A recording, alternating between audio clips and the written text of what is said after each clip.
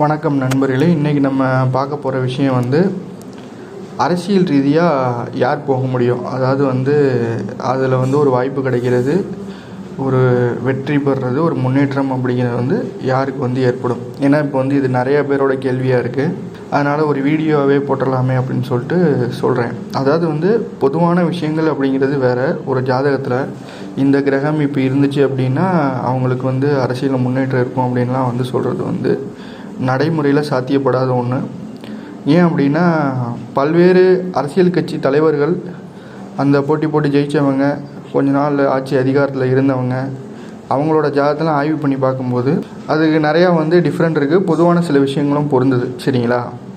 அதில் நம்ம முக்கியமாக பார்க்க வேண்டியது ஒருத்தரோட ஜாதகத்தோட தன்மை எப்படி இருக்குது அப்படிங்கிறத பார்க்கணும். ஜாதகத்தோட தன்மை அப்படின்னா பூரண சுபஜாதகம், சுபஜாதகம், பாவஜாதகம், பூரண பாவஜாதகம், இந்த மாதிரியான விஷயங்கள். இப்போ இதை எதுக்காக சொல்கிறேன் அப்படின்னா, சிலர் ஜெயிச்சிருவாங்க, உடனே கட்சி தொடங்கி, சிலர் ரொம்ப நாளாகவே அந்த மக்கள் சேவை இதெல்லாம் பண்ணிகிட்ருப்பாங்க. அவங்களால ஒரு ஆட்சி அதிகாரத்தில் போய் அமர முடியாது. இதுக்கெல்லாம் ஜாதக ரீதியான சில முக்கியமான காரணங்களும் இருக்குது. நான் பொதுவாக சொல்ல வர விஷயம் என்ன அப்படின்னா, ஒருத்தரோட ஜாதகத்தோட தன்மை அப்படிங்கிறது முக்கியம். அவருக்கு ஏற்ற மாதிரி, அதாவது எப்படின்னா, சில கிரகங்களும் சில பாவங்களும் வலிமை பெற்ற அமைப்பில் இருக்கும்போது தான் ஒருத்தர் ஒரு கட்சியை தொடங்கி அதை நல்ல முறையில் எடுத்துகிட்டு போயிட்டு மக்கள் செல்வாக்கு பெற்று, அதாவது வெற்றி பெற்று ஆட்சி அதிகாரத்தில் உட்கார முடியும். சரிங்களா? இப்போ நான் நார்மலாக இப்போ கீழ்மட்ட நிலையில் இருக்கவங்கெல்லாம் அவங்க என்ன நினைக்கிறாங்க அப்படின்னா, இப்போ எப்படின்னா ஒரு எம்எல்ஏ எம்பி அந்தளவுக்கு ஆக முடியுமா? அதாவது எப்படின்னா அவங்களுக்கு ஏற்ற மாதிரியான ஒரு போஸ்டிங். சரிங்களா? கீழ்மட்ட நிலையிலேருந்து அடுத்தடுத்து போக என்ன செய்கிறது, அதுக்கு எங்களோட ஜாதகம் எப்படி இருக்கணும், அந்த மாதிரியான நிறைய கேள்விகள். அதாவது நல்லா புரிஞ்சுக்கோங்க. ஒருத்தரோட ஜாதகத்தில் சூரியன், சனி, செவ்வாய், ராகு, இந்த 4 கிரகங்களையுமே வலிமையாக இருக்கணும்.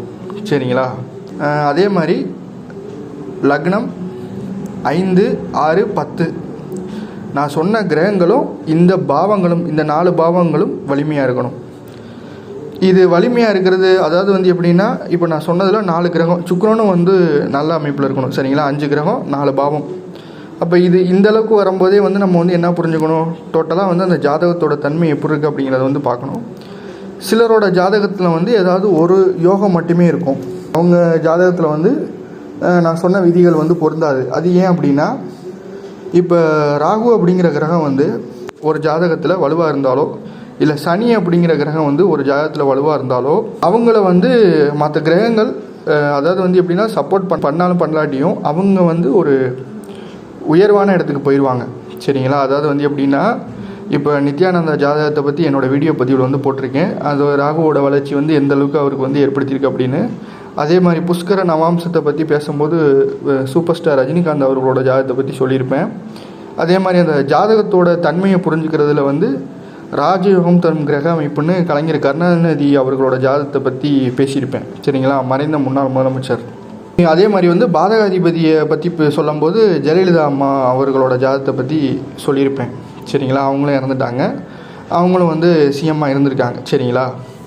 அப்போ இவங்களோட ஜாதகத்தெல்லாம் நம்ம ஆய்வு செய்யும்போது, அதாவது எப்படின்னா, ரஜினிகாந்த் ஜாதகத்தையும் நித்யானந்தா அவர்களோட ஜாதகத்தையும் விட்டுருங்க, மற்ற சிஎம்மாக இருந்தவங்க, சரிங்களா, அவங்களோட ஜாதகத்தெல்லாம் ஆய்வு பண்ணும்போது நான் சொன்ன கிரக அமைப்புகள் அப்படிங்கிறது பொருந்தும் அந்த ஜாதகத்தோட தன்மைக்கு ஏற்ற மாதிரி. இவங்களோட ஜாதகத்தை பொறுத்த வரைக்கும், அதாவது ரஜினிகாந்த் அவர்களோட ஜாதகமும் நித்யானந்தா அவர்களோட ஜாதகமும், ரஜினிகாந்த் இந்த புஷ்கர நவாம்ச யோகத்தில் அவரோட வளர்ச்சி எப்படி இருக்குங்கிறத சொல்லியிருப்பேன். நித்யானந்தா அவர்களோட ஜாதகத்தில் கன்னிராசியில் ராகு இருந்து அது எந்த அளவுக்கு ராஜயோகத்தை ஏற்படுத்தியிருக்கு அப்படிங்கிற மாதிரி சொல்லியிருப்பேன். சரிங்களா? இப்போ நம்ம ஆல்ரெடி ஆட்சியில் இருந்தவங்க இப்போ ஆட்சி செஞ்சுக்கிட்டு இருக்கவங்க, அதாவது எடப்பாடி பழனிசாமி அவர்களோட ஜாதகமாக இருக்கட்டும், இல்லை விஜய் அவர்களோட ஜாதகமாக இருக்கட்டும், அதாவது கட்சி தொடங்கி கொஞ்ச நாள் ட்ராவல் பண்ணி அதை பிரேக் பண்ணிட்டு போன, அதாவது எம்பி ஆகிட்டார் கமல். சரிங்களா? அவரோட ஜாதகமாக இருக்கட்டும். அதே மாதிரி ரஜினிகாந்த் அவர்கள் தொடங்கினேன் அப்படின்னு சொல்லிட்டு கொஞ்ச நாள் இருந்துட்டு அப்புறம் அதில் ஈடுபாடு காட்டாமட்டு அவரோட ஜாதகமாக இருக்கட்டும். இந்த மாதிரி ஜாதகத்தெல்லாம் ஆய்வு செய்யும்போது அந்த ஜாதகத்தோட தன்மை அப்படிங்கிறது புரியுது. நான் சொன்ன விஷயங்கள் அப்படிங்கிறது பொருந்தது. சரிங்களா? அப்போ ஓவராலாக நான் சொன்ன கிரகங்களும் நான் சொன்ன பாவங்களும் நல்ல வலிமை பெற்றிருக்கக்கூடிய அமைப்பில் இருக்கணும். சரி, நம்ம நார்மலாக பார்க்கும்போது சாதாரண ஒரு வார்டு உறுப்பினர், ஒரு கவுன்சிலரு, அந்த மாதிரி விஷயங்களுக்கு வந்து சூரியன், சனி, மேக்ஸிமம் வந்து அந்த பிரச்சாரம் பண்ணுறது அந்த மாதிரி விஷயங்களுக்கு வந்து செவ்வாய், அதே மாதிரி வந்து மக்கள் செல்வாக்கப்படுறதுக்கு வந்து சனி, அந்த ஆட்சி அதிகாரத்தில் உட்காந்து அதை ரோல் பண்ண வந்து சூரியன், இந்த மாதிரி இப்போ ஆடம்பர விஷயங்களை வந்து குறிக்கிறது வந்து சுக்கிரன். சரிங்களா? அதை நம்ம இப்படி தான் பிரித்து பார்க்கணும் ஒவ்வொரு ஜாதகத்துலேயும். சரிங்களா? அந்த அடிப்படையில் இந்த கிரகங்கள்லாம் அவங்களுக்கு வந்து சப்போர்ட் பண்ணும்போது அவங்க வந்து கீழ்மட்டத்துலேருந்து கூட உயர்மட்டத்துக்கு போகிறதுக்கு உண்டான வாய்ப்புகள் வந்து நிறையா இருக்குது. அவங்க தாராளமாக அரசியலில் வந்து முழு ஈடுபாடு காட்டலாம். சரிங்களா? இப்போ வந்து சிலருக்கு வந்து சூரியனும் புதனும் 10ல் இருக்கும், இல்லை சூரியனும் புதனும் 5ல் இருக்கும். இந்த மாதிரியான ஜாதகங்களுக்கு வந்து எப்படின்னா தொழில் ஸ்தானத்தில் ஏதாவது ஒரு கிரகம் அப்படிங்கிறது வந்து உட்காந்துருக்கும்.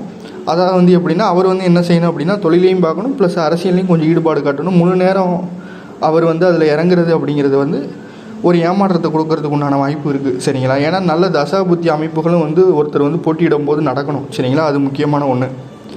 இதுதான் நம்ம வந்து புரிஞ்சிக்க வேண்டியது. அப்போ நான் சொன்ன கிரக அமைப்புகளும் நான் சொன்ன பாவ அமைப்புகளும் ஒரு ஜாதகத்தில் கரெக்டாக இருந்துச்சு அப்படின்னா அதில் வந்து முழு ஈடுபாடு காட்டலாம். இதுதான் வந்து நம்ம இந்த வீடியோ பதிவில் புரிஞ்சிக்க வேண்டிய ஒன்று. இது சம்மந்தமாக ஏதாவது சந்தேகம் இருந்துச்சு அப்படின்னா என்னோடய வாட்ஸ்அப் நம்பரை தொடர்பு கொள்ளுங்கள். உங்களோட கருத்துக்களை கமெண்ட் பண்ணுங்கள். நன்றி.